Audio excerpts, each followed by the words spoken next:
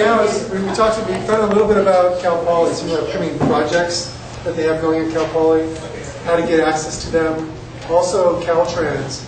And like I mentioned, I've been through a lot of the workshops with these folks, and I learn something every single time. One of the things that I think is glaring at us right now is that the number of contractors bidding on a job is going up. So where typically you can see a job, there may have been 4 or 5 contractors bidding on a job. Now we're seeing 15, 20, sometimes 25 contractors taking the time out of their day, investing in the bidding process, hoping that they're going to have a successful experience and make profit. So one of the things that we're seeing is that as these bid rates are going down, as the margins are going down, we're also seeing that bonding is getting tougher. So as there's less profit, of course that's going to translate into the ability to bond. So one of the reasons why we have Jayden Smith here to talk to us today is that bonding usually lags the market. So where it still might be available today based on the last 2 years' taxes, it's going to get tougher. 2010, 2011, 2012, this is the beginning of the downside on the bonding as far as how hard it's going to be. And James is going to be able to talk to us a little bit about what to do to stay ahead of that game and give us a really clear picture of where that's going. So Jayden Smith works with contractors in developing bonding. They really specialize in this. They really have a good handle on where it's going. So please welcome Jayden. Great.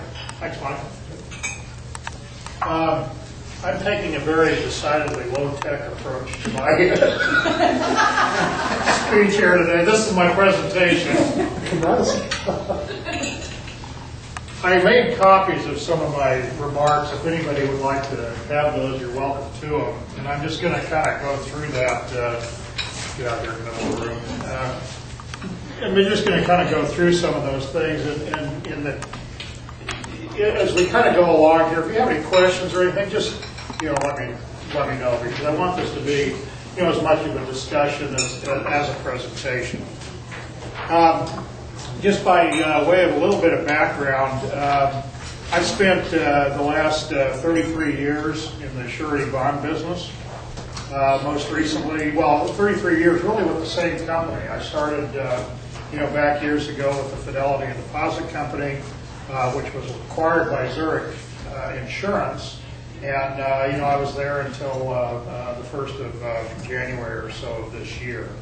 My most recent position was the Senior Regional Vice President for Surety with offices in Los Angeles and a territory that included everything from basically my house in the Pomo South, which was kind of nice.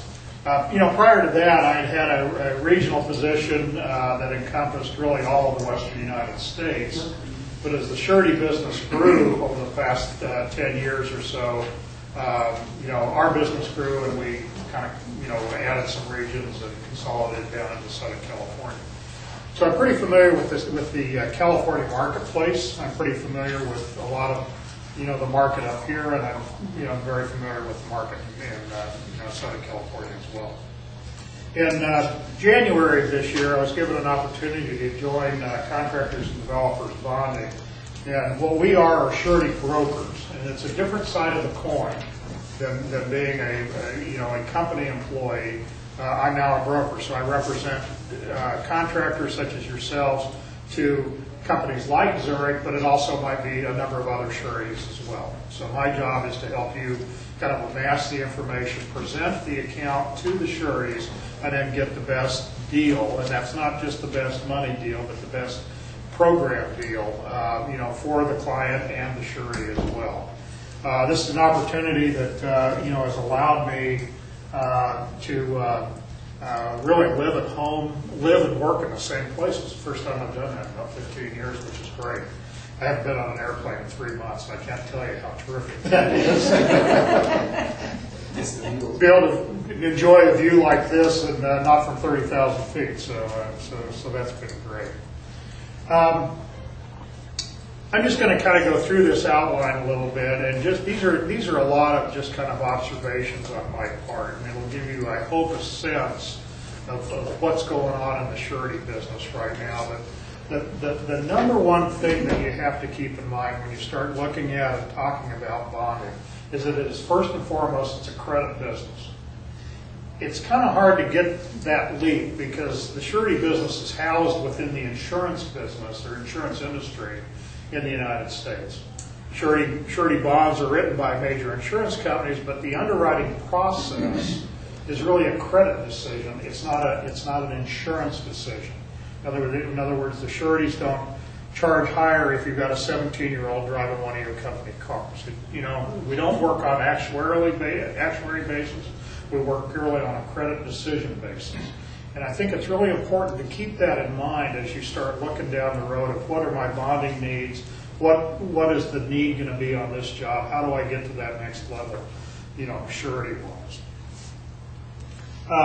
As Monty said, the surety industry over the course of the past number of years has just enjoyed an unbelievable ride. They have made a ton of money. The profits have been great, the job sizes have been great, everything's been great, and it's all going to slow down and it's going to reverse itself. The surety results always have followed the national economy by about 18 to 24 months. And, if you see the national economy really going into the tank 12 to 18 months ago, that's a pretty good indication of where the surety results are going to go. And this isn't any secret to any of the surety companies. They know what's coming, they know that it's out there, but it's just always been the way historically those results have happened. So what does that really mean to contractors? Well, what it basically means is since you can't charge higher premium for bigger risk in the surety business, what they do is they make it up on the underwriting side. And so the underwriting requirements will become a lot more stringent than they have been in the past few years. What might have been, we used to always talk about cases. It's a 5% case, it's a 3% case.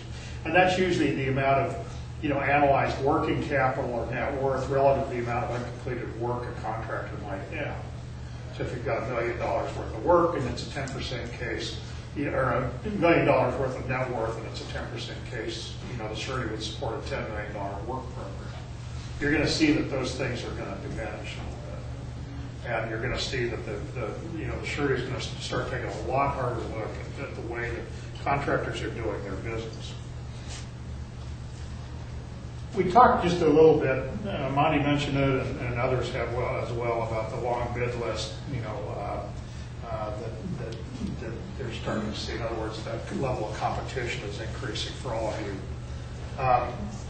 Last July, I was sitting in a meeting and I was with the, sort of my boss's boss's boss, if you will. This was a woman that, was right out of Switzerland and was in the United States trying to figure out what all the Zurich business units were doing, and they were looking at the results and the surety results. And she said, I don't understand how after a number of years like this, all of a sudden the premium has decreased this year in every other line of business that's gone on. I said, well, let me give you an example of what just happened to me this morning. I had a contractor that did a job that was a rebid from a year ago. And this job was a park job, and it was down in Southern California, and it was basically a big park with a couple of restrooms and some ancillary stuff in it. There were two bidders on that job, and the low bid, which was our client, was $33 million. Last year at this time, in July, when we were having this meeting, that job had just rebid. There was 43 bidders on the job. The low bid was $13 million. That's not really an exceptional story. It's just an illustrative story of kind of what's going on. One of the dynamics that creates, since surety premiums are based on the amount of the contract price, as those contract prices go down, the surety premiums go down. The sureties are starting, looking for ways to augment that, and they just aren't finding any solutions. So the expense ratio is going up. It puts that much more, pressure on the underwriting, and they can't afford to lose. They can afford to lose less than they could have, before.